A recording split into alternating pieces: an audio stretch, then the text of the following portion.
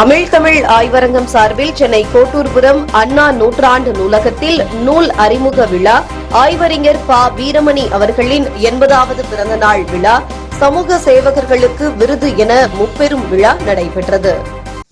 சென்னை அமிழ்தமிழ் ஆய்வரங்கம் கலசலிங்கமானந்தம் சேவா சங்கம் சார்பில் வடசென்னை கண்ட சான்றோர்கள் நூல் அறிமுக விழா மற்றும் நூலாசிரியர் ஆய்வறிஞர் ப. வீரமணி அவர்களின் 80வது பிறந்தநாள் விழா, சமூக சேவகர்களுக்கு விருது வழங்கும் விழா என முப்பெரும் விழா சிறப்பாக நடைபெற்றது. சிலம்பு நம்பி இளவரசு அமிழ்தன் ஏற்பாட்டில் நடைபெற்ற இந்த நிகழ்ச்சியில் கலசலிங்கம் பல்கலைக்கழக வேந்தர் முனைவர் ஸ்ரீதரன் முன்னிலை வகித்தார்.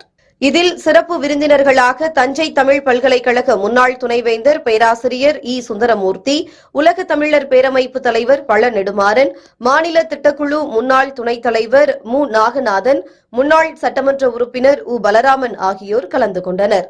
நிகழ்ச்சியில் நூலாசிரியர் ஆய்வறிஞர் ப. வீரமணி அவர்கள் எழுதிய வடசென்னை கண்ட சான்றோர்கள் நூல் குறித்து சிலம்புச் செம்மல் புலவர் தமிழமுதன் அறிமுக உரையாற்றினார்.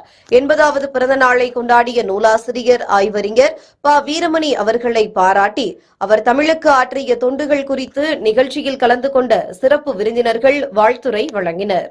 அதனைத் தொடர்ந்து பல்வேறு சமூக சேவைகளை செய்து வரும் தனியார் தொண்டு நிறுவனங்களை பாராட்டி அதன் நிர்வாகிகளுக்கு கல்வி வள்ளல் கலசலிங்கம் விருது மற்றும் உதவித்தொகை வழங்கி கௌரவிக்கப்பட்டது.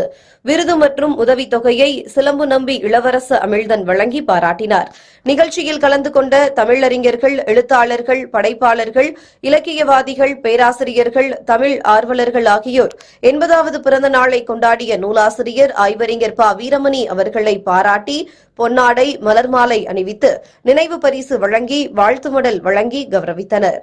இந்நிகழ்ச்சியில் கலந்து கொண்ட சிறப்பு விருந்தினர்களுக்கு சிலம்பு நம்பி இளவரசு அமிழ்தன் அவர்கள் பொன்னாடை, மலர்மாலை அணிவித்து நினைவு பரிசு வழங்கி கௌரவித்தார்.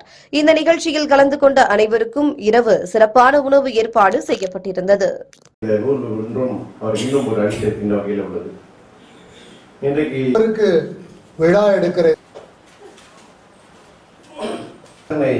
சான்றோர்கள் என்னும் நூல் அறிமுகமும் கொள்கிறபடியால் 1000க்கும் மேற்பட்ட 1000 பேர் அவரது உடல்நலம் சேக்கிழார் மடத்திலே முழுமையாக அமர்ந்திருப்பது அவரை அவரது நமது ஆய்வகத்தினுடைய ஒரு ஆணிவேர் என்று சொல்லலாம்.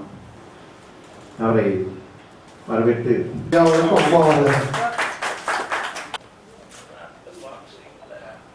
ஆய்விலே அவர் யாத்த பல நூல்கள் மிகச்சிறந்த ஒரு சிந்தனை வாய்ந்ததாக திகழ்கிறது சொல்லலாம்.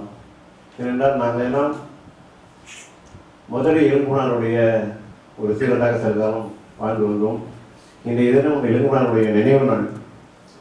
94 ஆண்டு காலம் திருக்குறளுக்காகவே வாழ்ந்து வேறு நூல்களை எல்லாம் அறிந்திருந்தால் கூட அந்த இலக்கியத்தின் மீதே பெரும் தாக்கத்தை ஏற்படுத்திய இளங்குமரர்கள் இன்னொரு செய்தியும் சொல்லணும். இந்த நாளையில் ஒன்றா அவர் சேர்ந்து செஞ்ச மாதிரி சொல்லிட்டார். அவர் கண்டு செய்ய வேண்டும் என்ற ஒரு பாராட்டு வழங்கி வேண்டி அவருடன் பழகி ஒரு ஐயா வீரமணி அவர்கள் நீங்கள் உணர முடியும். ஒரு அற்புதமான நூலாக இருக்கும். அது அவருக்கே தெரியும். 4 ஒற்றுமையா இருக்கு. அவ்வளவு உட்கார்ந்துக்கிறார்.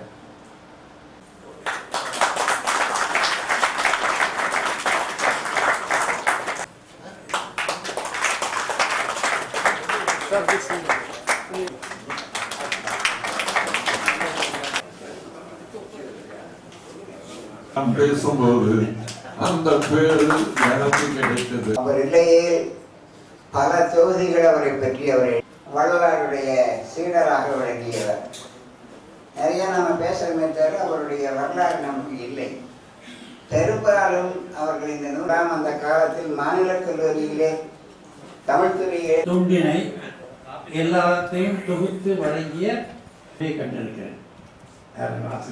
நமது அந்த பேரறிஞருடைய பேரன் யார்? அந்த பேரறிஞர் வின்ஸ்டன் சர்ச்சில். வின்ஸ்டன் சர்ச்சில் அந்த நூலை தொகுத்திருக்கார்.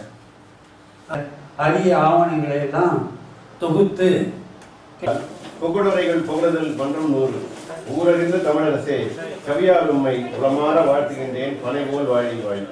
கீழ்த்தட்டு மேற்தட்டு என்று பார்க்காமல் மக்கள் அத்தனை பேருக்கும் ஒன்றாக சிறியவரை மேம்படச் செய்தால் பின்பு தெய்வம் உன்னை பாட்டும். பயிற்று பல கல்வி கண்டு இந்த பாறை உயர்த்துதல் வேண்டும். இந்த பணியை தான் இளவரசர் அமிழ்தன் மிகச் சிறப்பாக செய்திருக்கிறார்.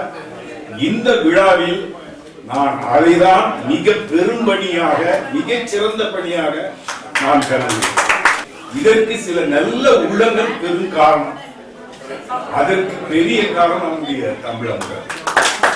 இந்த அமைப்பினுடைய பெயரே அமிழ்த தமிழ் ஆய்வு அரங்கம். சா மருந்தின் வேண்டற்பாற்று என்று சொல்லுகிறார் வள்ளுவர். சாவாத மருந்து என்றால் அமிழ்தம்.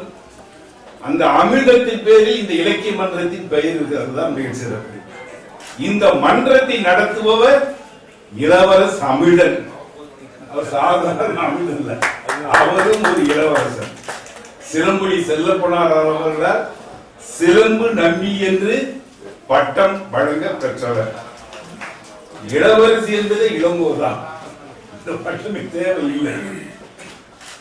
இளவரசர் இந்த நூலை பற்றி, என்னை பற்றி பேசியவர் தமிழ் அமுது. எல்லாம் அமிழ்ந்து அமிழ்ந்து அமிழ்ந்து. மன்றத்தின் பெயரும் அமிழ்தம், அந்த நடத்துபவர் தலைவரும் அமிழ்தம், சிறப்பு சொற்பொழிவாற்றி இவரும் அமிழ்தம். தமிழுக்கு அமுதென்று பேர். பாரதிதாசன் சொன்னதை இவர்கள் நிறைவேற்றி இருக்கிறார்கள். அதுதான் மிகப்பெரிய உண்மை. இந்த கல்விதான் எல்லோரையும் உருவாக்கும். அம்பேத்கர் அதைதான் சொன்னார். Educate first, you should educate. கற்பிக்கணும், அதுதான் முக்கியம். இதை தவிர அந்த கல்வியை நாம் கொடுத்து விட்டால் அவன் அவன் விழிப்பு பெற்று மனிதனாக வாழ முடியும். இதை தெருதோறும் பிரச்சாரம் செய்தவர் தந்தை பெரியார். இதை நாம் மனத்தில் வைத்துக் கொள்ள வேண்டும். அதனால்தான் ஒரு அறிஞன் ஆங்கிலேயர் சொன்னால் education is a nursery of heaven.